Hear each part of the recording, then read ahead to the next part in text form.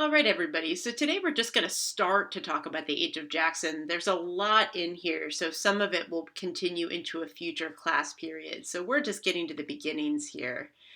So first, we have to actually go back to an election that Jackson lost, but it's important for us to understand why this matters towards his eventual victory in 1828. So Jackson ran for president in 1824. Context wise, remember that this was the era of good feeling still, that era after the War of 1812, characterized by a lot of economic growth, industrialization. There was no opposing political party for a while. It was just Democratic Republicans. The Federalist Party had basically died out. But when Jackson rises to the stage, we're going to start to see some more political divisions, which we're going to get to a little bit later. But as you know, from the War of 1812, Andrew Jackson was known for his victory in the Battle of New Orleans. People didn't know as much about his political views. He was very different from his main opponent, John Quincy Adams, who had a much more storied political career, and most notably, his father, John Adams, had been president beforehand. So Jackson was sort of seen as a political outsider compared to someone like John Quincy Adams. So, this election itself, first, if you just look at the results, it shows a lot of sectionalism. Now, there were more than two candidates who ran, which actually explains why the results of the election were complicated. But if you notice the two frontrunners, for lack of a better word, John Quincy Adams, he's winning most of these northern states, and Andrew Jackson tended to win states in the South and West. Yes, Henry Clay also ran for president, but Henry Clay did not get enough votes in the Electoral College to make it to the next stage. So this has not happened in a long time, but when there is no clear majority, notice that none of these candidates win more than 50% of the electoral vote, then the House of Representatives actually comes in to settle the issue. So Henry Clay ran for president, but he was eliminated because he was not one of the top candidates. But what's interesting is that he still gets a major say in who the next president is, because when he ran for president in 1824, his current role was the Speaker of the House of Representatives.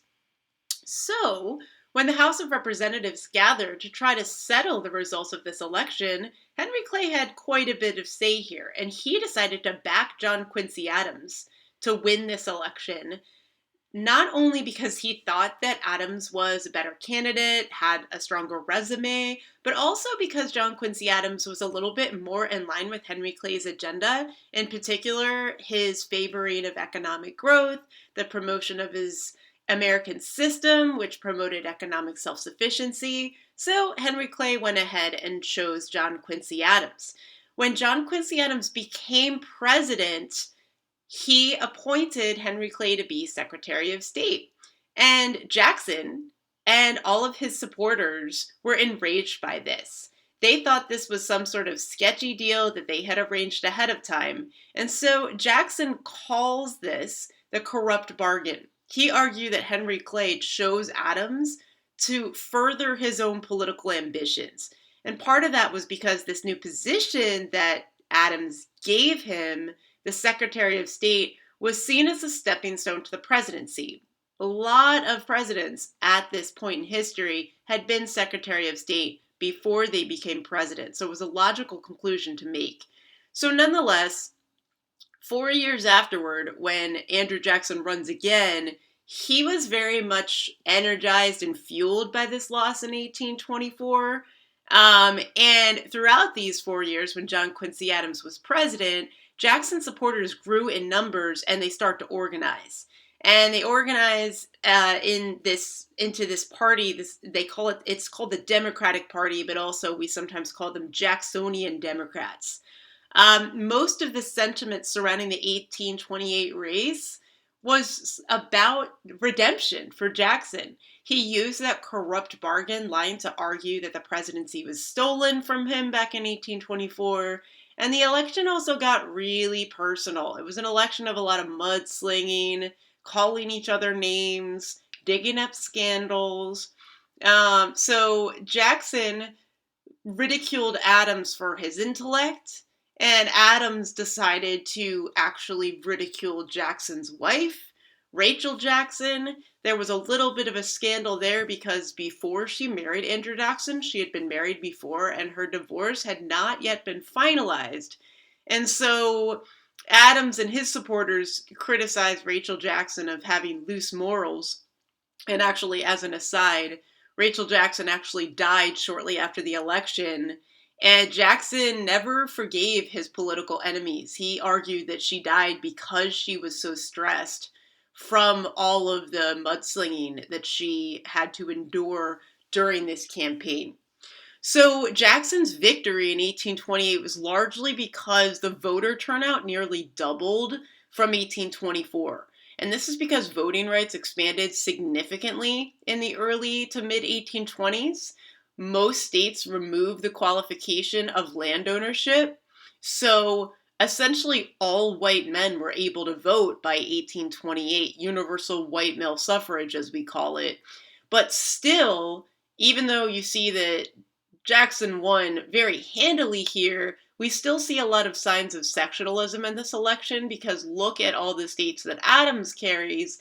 He's still largely carrying this northeastern set of states. So you do see a lot of political division there still. And we'll talk about why that matters a little bit more in just a moment. So, a really important part of Jackson's presidency, rather, and we're going to talk about this even more next time, is that he's expanding the powers of the executive branch quite a bit. And there's two examples I want to highlight. First, his use of the veto. So Jackson actually vetoed more acts of legislation than any previous president put together. When we get closer to the modern era, he's going to get eclipsed by someone like FDR, who vetoed way more legislation than Jackson ever did. But still, for the time, he was using the veto at an unprecedented level.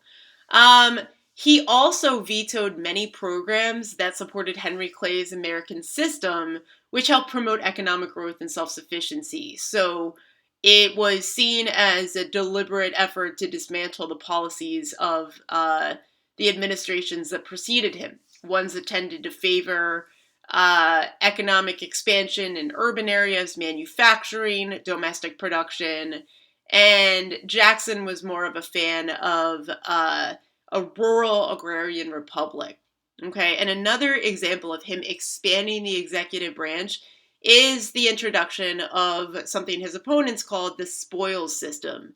So, essentially, before the spoils system, most civil service government positions were earned by merit. You would get a job for the federal government because you were qualified to have that job. And most of the time, that was a career for you. You would hold that position even if the president that appointed you left office, even if there was a change from one party to the next. So that was the era of the career bureaucrat. But when Jackson took office, he fired 900 plus government officials from office and replaced them with his own party loyalists. So he essentially was rewarding his supporters for helping him win the election by giving them these new positions in government. And it was called the spoils system by Jackson's opponents, and that's derived from the phrase, to the victor go the spoils. The idea that the winner was entitled to all of the rewards, and that meant they were entitled to take positions from those who maybe deserved them more because they were more qualified. So the spoils system ensured party loyalty because it was the current president that appointed all these people to these positions. But critics claimed that government workers under this system would be less qualified because the president could just hire his cronies or his family members. And it would also lead to more political turnover. People would get fired and replaced much more often. So his critics argue that that would make the government less efficient. And last thing I want to talk about today is the growing political divisions that we're seeing, right? We realize that the era of good feelings preceded Jackson's presidency. By the time you reach the Jackson administration, that era of good feelings is over. We're starting to see a new party emerge. But before we get to that, I just want to explain a little bit more about how Jackson saw himself. So he called himself the president of the common man, right? That's because he didn't have as formal of an education. He rose to the ranks through his military record, not longstanding political traditions. So think of his opponent in 1824, John Quincy Adams, whose father was president, right? A career politician. So uh, Jackson wanted to pride himself for having more humble beginnings. He also called himself the president of the common man because he was elected by the popular vote. Even in 1824, he didn't win the majority of the popular vote, but he had the plurality. He had the most votes. And also, he was supported by the rural population rather than the urban elite, and America was still mostly rural at this period in history. And he also represented the poorer population who were less trusting of the government's connection and aid to established northern businesses and manufacturing. So his supporters, the Democrats, believed in a more rural society. They believed in westward expansion, the right to own slaves. They were a little bit critical of sort of the urban centered economic growth that Jackson's opponents, who started to organize into this new party. Remember, the Federalists were essentially dead by the War of 1812, but this new political party, the Whig Party, emerges basically as an anti-Jackson party. And so they were in favor of a stronger centralized federal government that would help the economy grow and become more self-sufficient. They supported all the parts of Henry Clay's American system, like protective tariffs to aid new industries, the national bank, and government aid to infrastructure projects like roads and canals and railroads. Most Whigs had more money. Most of them were located in the Northeast, whereas the Jacksonian Democrats were smaller farmers and they predominantly lived in rural and mostly southern and western areas. So again, these growing divisions that we see show us that the era of good feelings was definitely over. So just to conclude, looking forward to next time as well, basically today we just started looking at the debates surrounding how Jackson's presidency was, democratic or not, right? So on the one hand, he was democratically elected at a time when more individuals were given voting rights regardless of property ownership. But on the other hand, his critics worried that his use of the veto and the spoil system was an attempt for him to exercise a mandate to put forth his own policies and ignore the needs of the political minority. So next time we're going to continue to examine whether Jackson truly was the president of the common man and whether he supported democracy by looking at two really important issues: Indian removal and Jackson's veto of the Second Bank of the United States. So stay tuned for that, and thanks as always for watching.